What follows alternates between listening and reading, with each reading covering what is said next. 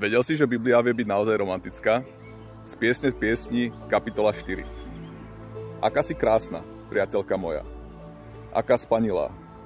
Tvoje oči sú sťa holubice za tvojim závojom. Tvoje vlasy ako stádo kôz, čo dol sa valí z Galackých hôr. Tvoje zuby ako stádo strižných oviec, čo vystupujú z kúpeľa. Každá z nich po dvoje má jahňatok, ani jedna nie je jalová. Tvoje pery sťa purpurový pásik a tvoje ústa plné pôvabu. Tvoje líca sťaby krížalky granátového jablka za tvojim závojom. Tvoj krk je sťa väža Dávidova, vybudovaná s obrannými múrikmi. Na 1000 štítov visí z nej veľké to štíty junákov. Tvoje prsia sú ako dve srňatá, srnie dvojčiatka, ktoré sa pasú medzi laliami.